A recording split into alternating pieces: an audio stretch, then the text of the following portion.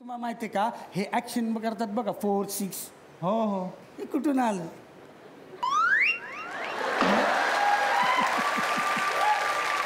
आता एक तर बाहेर गेल्यावरती ते आपल्या दोघांना मारतील नाही तर त्यांचे फॅन आपल्याला मारतील. ठेवलं इथं आहे तर काय धोका नाही. हा म्हणजे कसं आलं कसं आता आलं? सांगतो फोर. हंपायर असतात हंपायर एकदा घरी आले हां तेव्हा मी लादी पुसत होती. हां ती स्टाईल त्यांना आवडली.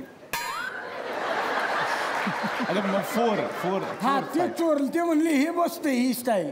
मग त्यांनी 4ची ऍक्शन सुरू केली अशी अशी. ओके मग म्हणले काय सिक्सचं कसं आलं? 6चं काय झालं मी म्हणले बाबा मी आणि मी काय सांगणार तर कपडे वाळत घालते तर मी असं केलं. हे पण आवडलं 6 ते तिथं चोरलं. अच्छा आणि फ्री हिट असतं ते. हां ते एकदा किती आले ना पाहुणे बसलं बसा म्हटलं तर पंखा लावती तर तेवढ्यात काय आलं पंखा बंद. मग फणी घेतली ना असं फिरवला चालू झाला तर ते फ्री हिट झालं तिकडून फ्री ती ॲक्शन. बरं तुम्ही आता काही बोलताय मी तुमचं क्रिकेटचं नॉलेजच चेक करतो. उगाच आपलं काही खपवत आहे आम्ही ऐकून घेतो. मी काही प्रश्न विचारतो त्याची पटापट उत्तर द्यायची. बघूया आता तुम्हाला येते का. नो बॉल आहे समजा नो बॉलवर 6 मारल्यावर किती रन मिळतात? 54. 54. हा मग कसा 9 बॉल आणि 6 बघा ना 9 × 54. 954. नो बॉल म्हटलं मी नो बॉल. नो बॉल मग कसला रन्सच नाही बॉलच नाही तर रन्स काही विचारतात. बरं ठीक आहे. क्रिकेटमध्ये किती स्टंप असतात सांगा? 3 आणि 1 वीट 4. काय 3 स्टंप आणि 1 ईट. हे कुठलं? हे आमच्या गल्लीत आम्ही असेच खेळतो. हॅट्रिक म्हणजे काय? हॅट्रिक म्हणजे आपण बोलतो ना शेड्यूल हॅट्रिक आहे यार. त्यातून माणसाला कधी हॅट्रिक पण येतो कधी कधी. मला काही कळत नाही. बरं चांगला प्रश्न आहे आता. सरांची स्पेशालिटी होती त्या गोष्टीवर. बाउन्सर म्हणजे काय? ते आरच्यानी परशा वापरतात ते त्यांच्याबरोबर असतात ते बाउन्सर. ते प्रोटेक्शनसाठी वापरतात बाउन्सर. ते वेगळे बाउन्सर म्हणजे असा टप्पा उसळतो त्याला बाउन्सर म्हणतात. बरं साधे ही साईन म्हणजे काय सांगा? हे करतात ना अंपायर. हां हे म्हणजे काय? हे म्हणजे संध्याकाळी खिडकीत ये.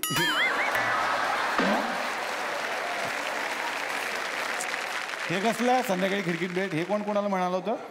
तुम्ही नको ते विचारू नका ना मला. बरं LBW म्हणजे काय? गाडी आहे गाडी. सरांकडे पण आहे ब्लू कलरची LBW.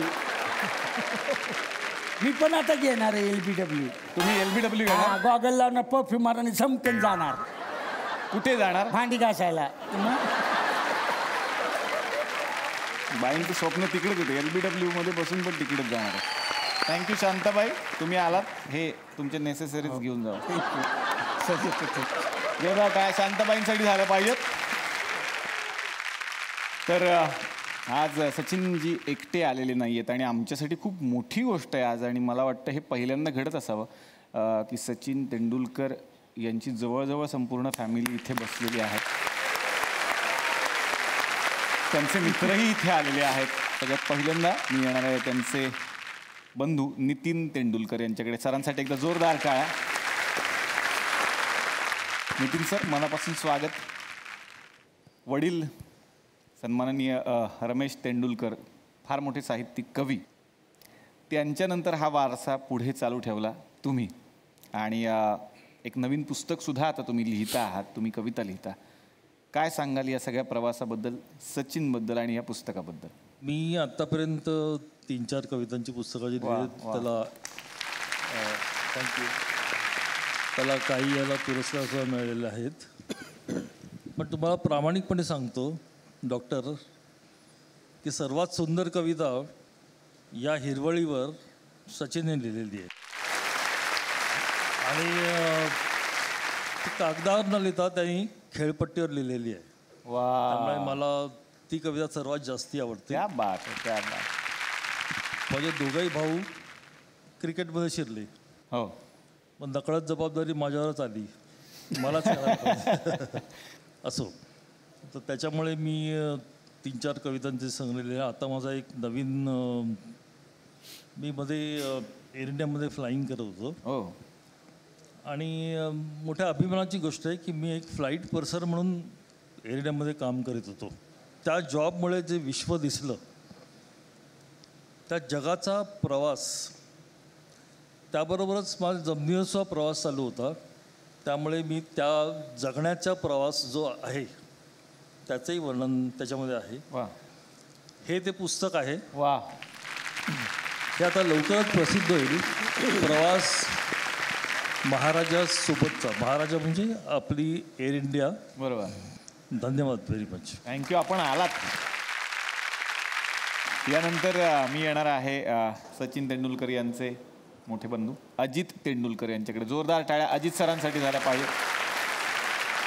त्यांनाही क्रिकेटची प्रचंड आवड आणि सचिनजी नेहमी हे सांगत असतात की अजित तेंडुलकर यांचा त्यांच्या संपूर्ण क्रिकेट करिअरमध्ये किती मोठा आणि सिंहाचा वाटा आहे.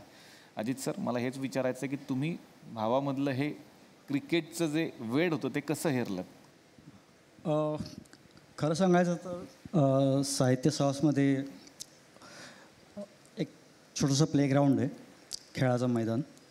असं झालं की मी जेव्हा जेव्हा बघत गेलो, सहज खेळताना नजर टाकली तर खेळात वेगळे पण जाणवलं मला एकदम त्याच्या. तर तो थोडा क्रिकेटचं जे आपण कोचिंग मॅन्युअल म्हणतो त्याच्या बाहेरचा गेम होता त्याचा. आणि ते मला सगळ्यात महत्त्वाचं वाटलं की त्याचं स्वतःचं काहीतरी होतं.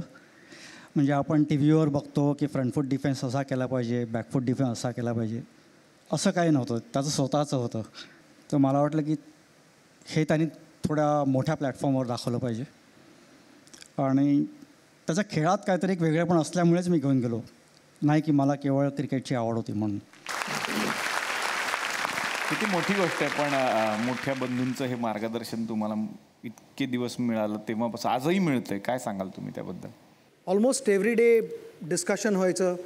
कधी कधी मागच्या मॅचेसचं व्हायचं डिस्कशन की मी कसा आऊट झालो आणि काय कुठे सुधारू शकतो. तर कधी कधी पुढच्या मॅचचं व्हायचं डिस्कशन की ना कुठे मी लक्ष ठेवायला हवं, बॉलर्स काय प्लॅन करतायत, फिल्डिंग काय असू शकते. हा एक गायडन्स. जरी मी बाहेर एकटा जाऊन रन करत होतो, पण मी रेप्रेझेंट करत होतो अनेक लोकांसाठी. मी नेहमी म्हणतो की माझ्या 3 टीम्स होत्या. एक टीम होती जी ड्रेसिंग रूममध्ये बसायची, एक टीम घरी होती आणि तिसरी टीम बिलियन+ लोक. आय थिंक मी तिघांनाही रेप्रेझेंट करत होतो. सचिनजींच्या भगिनी सविताजींसाठी जोरदार काय. सविताजी, तुम्हाला विचारायचं, मी असं ऐकलं की सचिन तेंडुलकर यांना जी पहिली बॅट दिली ती तुम्ही दिली होती. मी काश्मीर टूरला गेले होते. हां. त्यावेळेला सचिनसाठी फरचा एक स्वेटर घेतलाच होता. पण तरी असं वाटलं की ह्यानी त्याचं कितपत समाधान होईल, काहीतरी एक वेगळी वस्तू मला त्याच्यासाठी घ्यायची होती. आणि तो अतिशय खेळकर खोडकर होता, त्यामुळे असं वाटेल की त्याला जे आवडेल ते घ्यावं आपण. आणि योगायोगाने आम्हाला बॅट तयार करणाऱ्या फॅक्टरीला भेट द्यायचं हे आलं आणि मला हवं होतं ते मला सापडलं. त्याच्यासाठी एक छानसं क्रिकेटची बॅट मी घेतली. आणि अर्थातच घरी आल्यावर त्याला एवढा आनंद झाला ती बॅट बघितल्यावर. आणि त्यांनी त्याच्या हातातली टेनिस रॅकेट खाली ठेवली आणि क्रिकेट बॅट घेऊन तो खाली उतरला. आणि पुढचं सगळं तुमच्या समोर आहे आता. बहीण भावाचं नातं सगळ्यात गोड नातं असतं जगातलं. आणि रक्षाबंधन, भाऊबीज हे तर आपल्या जवळचे सण आहेत. तुमच्या लक्षात राहिलेली एखादी भाऊबीज किंवा रक्षाबंधन? भाऊबीजेच्या दिवशी 1 डे होती आणि योगायोगाने माझा तो वाढदिवसही होता. अशी डबल भेट मला सचिनकडनं त्यावेळेला सेंचुरीची मिळालेली आहे.